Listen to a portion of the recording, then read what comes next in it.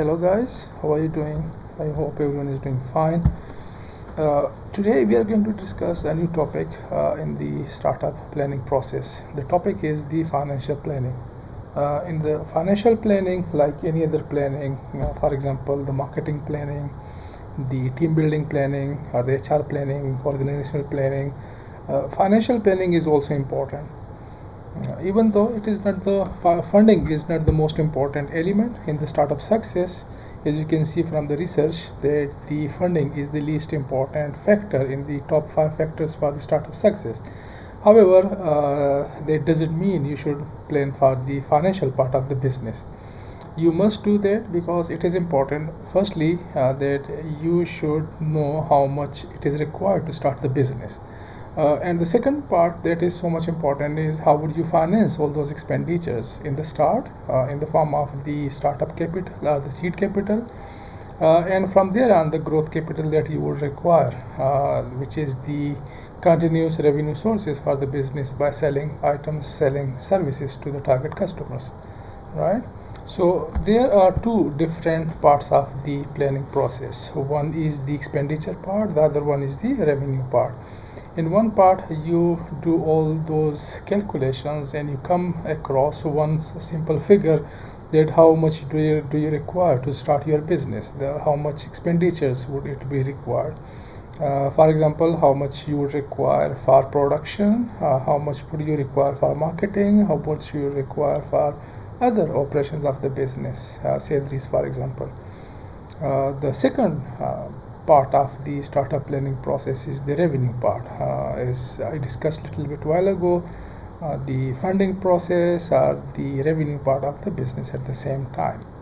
So starting off with the startup expenses or calculating the expenditure side of the business, how would you do that? Just asking you guys, how would you do the expenditure calculation? Okay, I hope you had little bit thought process over the question, right? So here is my answer. This is how I would do by starting with the end in the mind, right? When I say starting with the end in the mind, basically what I want to say is that you would basically start from the very last point of the process, which is the as you can see, the wow part of the process, which is the customer satisfaction. So starting from the customer satisfaction or the customer delight, what is it that would make your customer happy, right? How would you deliver that product, and how would you advertise that product? And coming a little bit more backwards, how would you produce that product? To produce that product, what kind of resources do you require, hiring and marketing and all those things, right? So coming back all those steps backwards, you would have expenditure, you would have an idea about how much money do you require to fulfill all those steps. So that is the basic method to calculate the startup expenses, and that is what we mean, or what I mean basically, by starting with the end in the mind, right? So that is one tip that I can give to you guys, that how do you calculate the expenditure side of the business. Moving forward, when we say the startup expenses, actually what I mean by that is the expenses well before the starting the business.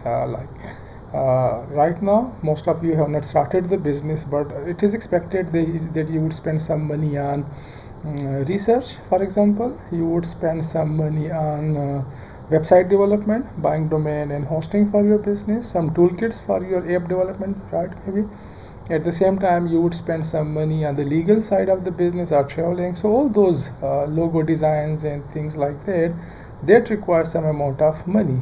So that is what we mean by the startup expenses. You yourself are in a better position to know what steps do you require to start the business in the very early stages, or before launching your product, or before your product is ready for sale to the target customers. So that is what we mean by the startup expenses. Moving a little bit forward, as you can see from the question, again there is another question for you guys: how would you do the expense calculations, right? So basically your business model will help you in this regard. In the business model part, we discussed that one block that was about the key activities of the business, right? So minding all those key activities and converting them into monetary terms, like how much would you require for marketing, how much would you require for building the website or mobile application or whatever that is required. If someone is going to start an online food delivery service, so what is it that is required to buy all those things, utensils, right, and the packaging material. So that is basically the key activities. Apart from the key activities, another block that I would recommend is to look at the cost block of the business model. The cost that basically is composed of two different types of the cost: the fixed cost and the variable cost, the machinery, the office space, and different things that you require for starting the business. While in the running expenses are the flexible expenses, that is basically the salaries and the advertisement and all those things, are subscription to some kind of services like email management services. So these two blocks would help you in coming up with the final figure of, let's say, 1 million that is required, or 1.5 million is required, or 0.1 million is required, right? So that would give you a rough idea about how to do that, all that calculation. So that is how you do. So your business model actually gives you a clue about how much money do you require. And in the business model, two important blocks: one, the key activities part, and the last one was the cost structure of the business that is required. So I hope you got it from here, that how you calculate the expenditure side. Some tips over here. List down all those activities, and again I would recommend that you start with the end in the mind. So the last step, that may be step number 25, right?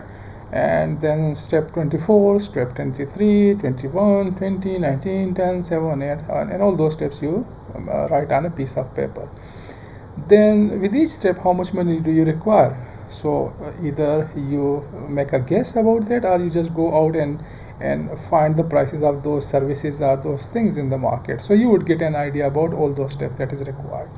Once you do that, then the next step that is basically that I can give is to remove unnecessary steps. For example, if a step is to do the logo design, so for the logo design there is no need to give 2000 or something like that, or 5000 rupees to someone to draw a good design. If one of your friends is a good graphic designer, then ask him to have a graphic design for you, or a logo design for you for free of cost. Or you can use free internet tools to get yourself a logo design for free, right? So that is how you can remove unnecessary things. At the same time, if one of the steps was rent an office for your startup, right? And then you say, if I can work from home, then why do I require an office space? So you can remove the renting office step from the process. So that is how you remove the unnecessary part. Another thing, another example that I can give is, if you are required to buy computers for your employees, then a good tip would be hire people with the laptops, right? So that is how you can reduce the computer purchasing part of the business. So that is unnecessary. Or if you are going to buy laptops or computers for them, then why buy new computers? You can start with the second-hand computers. So that is actually an unnecessary thing to buy new computers or new laptops for the business. I hope you got the idea from over here, that you remove the unnecessary steps. At the same time, you should be careful that you shouldn't cut out all the expenses and reduce the budget, or reduce the total amount to start the businesses, or the total cost that would be required, right? If, for example, you require 0.5 million, then it is recommended that you expect something around 0.7 million rupees to start the business. So that 0.2 extra would give you the cushion, because it is expected that due to your inexperience you can make certain mistakes, or you can somehow ignore certain key or necessary steps in the business. So the key is to reduce the cost, but again, raising the finances, you should raise, or you should ask from the parents or from the bank or any other sources, investors, for example. You should a little bit go on the upside of the total money that is required to start the business. So these are some of the tips that I can give while calculating and doing all the cost calculation for the business. Lastly, what I can suggest to you guys is that always connect the short-term objectives with the long-term objectives. So when I say the long-term objectives, so probably this tool is going to help you guys, which is called the investment readiness level. These are basically 9 tips, or the 9 steps of the startup build-up process. If you start from step 1, investment readiness level number 0, so idea is that 0 stage. At that point you have done nothing. At stage 1, you have converted your idea into some tangible form. For example, the canvas business model is your stage 1.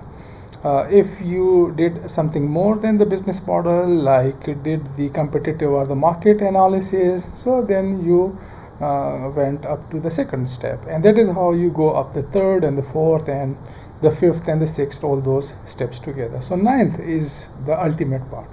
Now, how much time do you require to do all those things? So for example, you require 1 week to draw your business model, and then you require 2 or 3 weeks to do the competitive analysis. So this is 1 month task.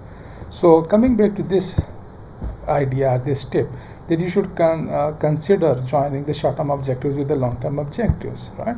So for example, if you are supposed to build the startup in 1 year time period, so then 1 year time period is the investment readiness level number 9.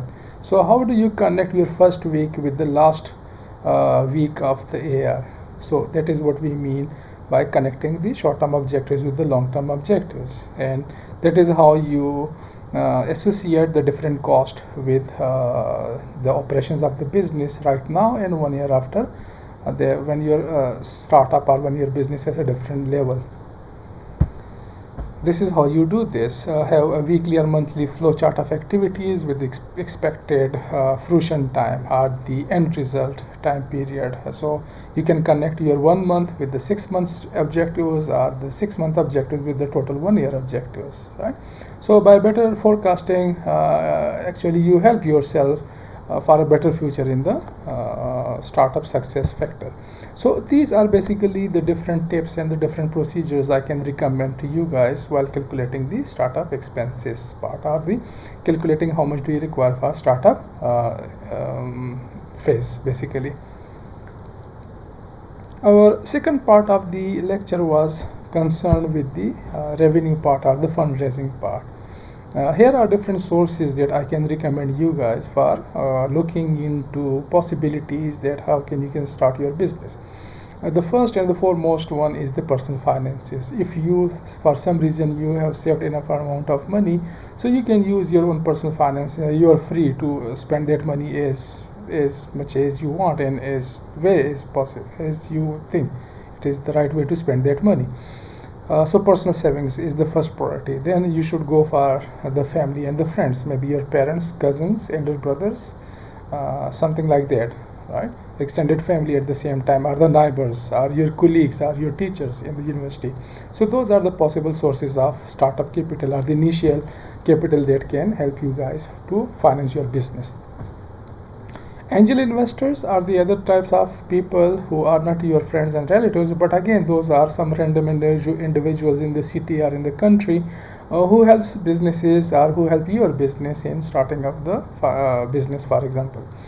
So these are not the banks, these are not the registered organizations, but again, these are the individuals who can help you guys. So these are the angels for your business. So you can take money, and again, you can give them some shares in the business, or some monthly revenue coming from your total revenue in the business. The fourth possibility could be the equity finances. You bring co-founders, or you bring people, and in return for their money you give some amount of shares, 50%, less than 50%. That depends on the negotiation between you and that guy. So equity financing is another option. Bank loans is another source of financing. There are so many banks that offer loans to the small and new businesses. So while you submit your business plan to them, that is the one requirement, they give you money in return for your bank loans. Definitely there are different conditions at play at the same time. Venture capital firms, these are the organized registered firms that basically gives people or the new entrepreneurs some money. It could be at the seed capital stage where the business is more risky, or at the growth and different stages of the business. So different venture capital firms specializes in different venture stages of the businesses. USA, Europe, India, China, they have different venture capital firms. Unfortunately, in Pakistan, we do not have many venture capital firms, especially in our part of the country. There are few venture capital firms in Lahore and Karachi, but again, they are not very regular businesses in our country, right? Another option that you can consider for raising funds for your business is the business plan competitions. There are different business plan competitions organized by universities, different organizations, governments, provincial and